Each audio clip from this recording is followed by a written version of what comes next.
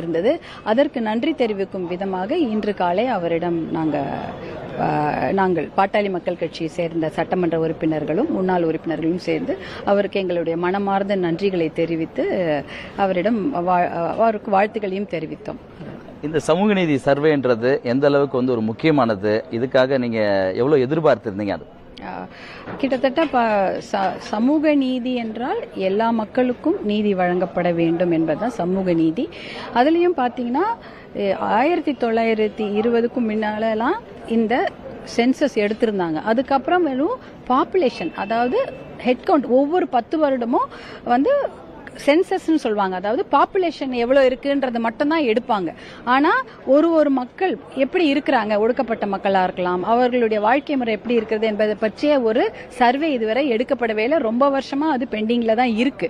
அது பாத்தீங்கன்னா மாநில அரசு அதை எடுக்கலாம் என்ற ஒரு சட்டமே இருக்கிறது. சுப்ரீம் கோர்ட்டே அதை சொல்லியிருக்கிறாங்க. மாநில அரசாங்கம் இந்த சாதிவாரி சர்வேவோ இல்ல சமூக நீதி சர்வே கண்டிப்பாக எடுக்கலாம் என்ற ஒரு சுப்ரீம் கோர்ட்டுடைய தீர்ப்பு இருக்கிறது.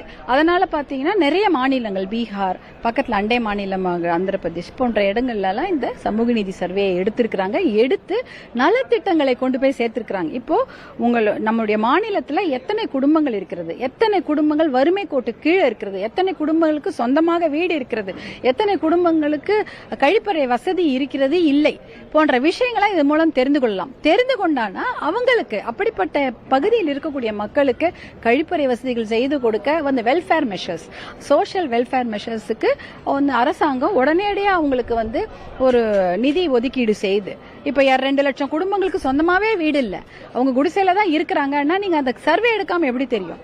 அப்ப அந்த 2 லட்சம் மக்களை நீங்க அவங்கள ஐடென்டிஃபை பண்ணி அவங்களுக்கு அந்த வீடு கட்டுறதுக்கு பணமோ இல்ல நிதி ஒதுக்கீடோ இடமோ கொடுத்து அவர்களுடைய வாழ்க்கை தரத்தை உயர்த்தலாம். இதுக்காக தான் சமூக பொருளாதார சர்வே தேவைப்படுகிறது. அதை நம்ம எடுக்க சொல்லி இருந்தோம். அதை பற்றிய எத்தனையோ போராட்டங்களை பாட்டாளி மக்கள் கட்சி தொடர்ந்து மேற்கொண்டிருக்கிறது. கிட்டத்தட்ட பாட்டாளி மக்கள் கட்சியோட கொள்கையும் நோக்கமுமே இப்படிப்பட்ட ஒரு சாதிவாரி சர்வே, சமூக நீதி சர்வே எடுத்து எல்லா மக்களுக்கும் உரிய பங்கீடு, அதே அவங்களுக்கு வேண்டிய அத்தனை நலத்திட்டங்களும் போய் சேர வேண்டும் என்பதற்காக தான் இதை எடுக்க சொல்லியிருந்தோம். இன்றைக்கு